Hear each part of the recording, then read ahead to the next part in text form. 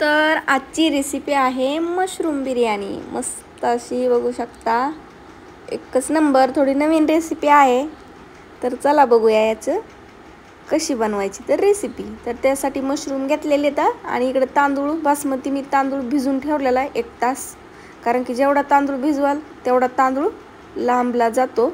आणि मशरूम गेल्या वेळेस आपण डब्यातलं घेतलं होतं, पण यावेळेस फ्रेश आणलंय। तर याला आता स्वच्छ करून घ्यायचे, कारण की डब्यातलं स्वच्छ करायची गरज नसती, तर याला माती असल्यामुळं स्वच्छ करून घ्यायचं चांगलं पाण्यामध्ये धुवून। याचं वरचं जर लईच काळं पडलेलं सालटा असेल तर असं काढून घ्यायचं, मस्त असं पांढरं शुभ्र होतं, बघू शकता। तर आता सगळे आपण मस्त असे मशरूम स्वच्छ करून घेऊ। सगळे स्वच्छ करून घेतले तर आणि याची जी भरपूर लांब अशी दांडी ना ती कट करून घ्यायची आणि थोडीशीच दांडी ठेवायची। मस्त असं तुम्ही 4ही कट लावू शकता, मी 2च कट लावले तर, कारण की बिर्याणीमध्ये 4 लावल्यानंतर जास्त पाणी झाल्यावर मग ते दिसणार नाही, म्हणून 2-2 कट लावून घेणार आहे।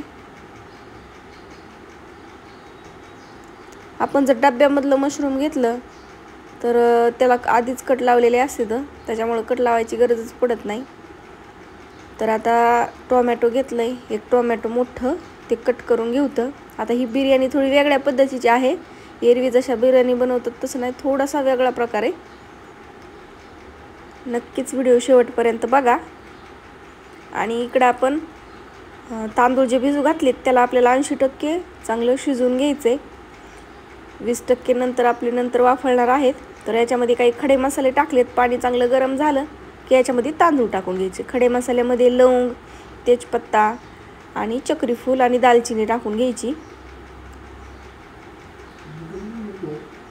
आणि याला चांगलं खळखळून वाफळून घ्यायचे आणि पाणी भरपूर टाकायचं, म्हणजे चांगला खळखळून तांदूळ शिजला पाहिजे, चिटकला नाही पाहिजे। तर इकडे आपण पुदिना, मिरची, कांदा, टोमॅटो कट करून घेतलंय। तर कढई गरम करायला ठेवली, कढई गरम झाली की याच्यामध्ये तेल टाकून घ्यायचं।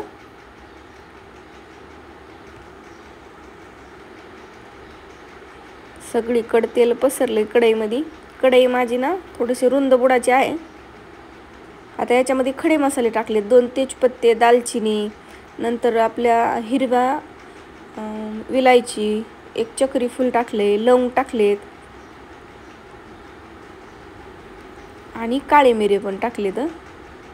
हे सगळे खडे मसाले घ्यायचे आणि ह्याला थोडंसं आता तेलामध्ये चांगलं फ्राय होऊन देऊ, तर म्हणजे असं मस्त घमघमाट असा सुटतो। आणि नंतर याच्यात हिरवी मिरची टाकायची, हिरवी मिरची थोडीशी परतली की लगेच कांदा टाकून घ्यायचा। आता कांद्याला या मसाले हे सगळं असं थोडंसं परतून घेऊ, तर थोडंसं परतल्यानंतर मग आपल्याला टोमॅटो टाकायचे, पण आधी कांदा थोडासा गळून द्यायचा। बघा कांदा आता मस्त असा परतलेला आहे। याच्यामध्ये अद्रक लसूण टाकून घ्यायचं, तर आपण विकतची वापरत नाहीत, घरीच अद्रक लसूण कुटून घेतली ताजी, त्याच्यामुळे जास्त त्याचा छान असा वास सुटतो, घमघमाट मस्त, कारण की फ्रेश असते। आता अद्रक लसूण थोडंसं परतलं की लगेच याच्यामध्ये टोमॅटो टाकून घ्यायचं। आता हे सगळं आपल्याला गळून घ्यायचंय चांगलं, मस्त याला परतून घेऊ। तर आणि तुम्हाला जर माझे व्हिडिओ आवडत असतील तर नक्कीच चॅनलला सबस्क्राईब करा। आता थोडंसं मीठ टाकले आणि याला मीठ टाकल्यानंतर लवकर गळतं, कारण की आपण भात शिजताना पण थोडंसं मीठ टाकलंय, त्या हिशोबानेच मिठाचा वापर करायचा।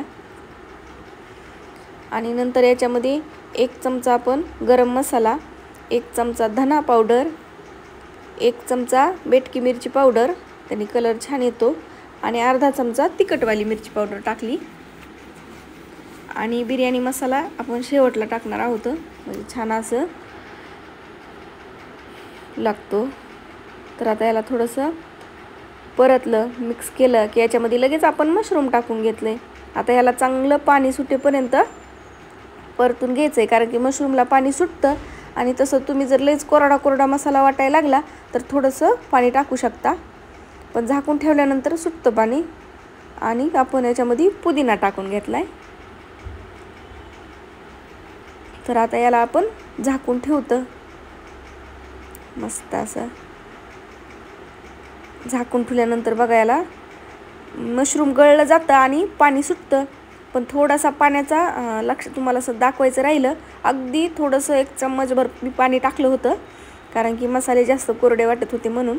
पण मशरूमला नंतर पाणी सुटतं. आणि आता वरून आपण बिर्याणी मसाला टाकलेला आहे, भरपूर अशी कोथिंबीर. मस्त याला मिक्स करून घेऊतं. कसं मस्त जबरदस्त असा मसाला दिसतोय, बघू शकता तुम्ही, एकच नंबर. तर आता काय करायचं, आपल्या इकडं भात पण छान वाफळलेला आहे, 80% पर्यंत आपण तांदूळ शिजवून घेतलाय, बघू शकता. आता बाकीचा आपला 20% राहिलेला ज्यावेळेस आपण याच्यामध्ये टाकतो मसाल्यामध्ये त्यावेळेस शिजला जातो. आता याच्यातला काही मसाला आपण काढून घेणार आहोत. 2 भाग करायचे, खाली अर्धा मसाला ठेवायचा, त्याच्यावरी तांदळाचा भाग, नंतर मसाला आणि नंतर तांदळाचा भाग, असं करणार आहोत. आता याच कढईमध्ये आपण बनवून घेणार आहोत. तर असं पसरून घेतलंय त्याला. आता याच्यामध्ये भात टाकून घेऊतं, 1 थर मसाल्याचा मशरूमचा आणि ते 1 थर भाताचा. आता लगेच वरती आणखी जो मसाला काढून घेतलाय तो टाकून घ्यायचा. तर याला असं पसरून घ्यायचं. तर तुम्हाला माझ्या रेसिपी कशा वाटतात नक्कीच कमेंटमध्ये सांगा, कारण की साध्या आणि सोप्या भाषेतल्या आपल्या रेसिपी असतात, झटपट होणाऱ्या आणि कमी साहित्यामध्ये. आता मसाला टाकला की याच्यावरती आणखी भाताचा थर लावून घेऊतं.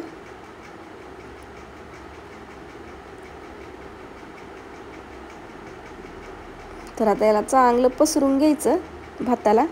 मस्त असा थर पडते 2 त्याचे.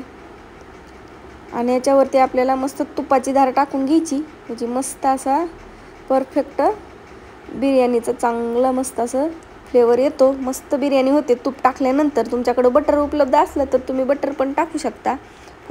पुदिना थोडासा आपण कट करून टाकलाय. आता ह्याला असंच वाफवून देऊतं. मस्त अशी वाफवली पाहिजे आपली बिर्याणी. 10 मिनिटापर्यंत जरी ठेवलं का तरी चालतं. 10 मिनिटापर्यंत ठेवल्यानंतर मस्त बघा आपली मशरूम बिर्याणी तयार आहे. तर नक्कीच ट्राय करून बघा तुम्ही पण, आणि कशी झाली नक्कीच कमेंटमध्ये सांगा. तर हळूहळू मी काढते, कारण की कढई फुल्ल झालेली. थोडंसं मोठं भांडं असलं तरी चालतं, पण माझं जास्त नव्हती बनवायची, बसत होती म्हणून काढून घेतली. तर बघू शकता एकच नंबर. धन्यवाद.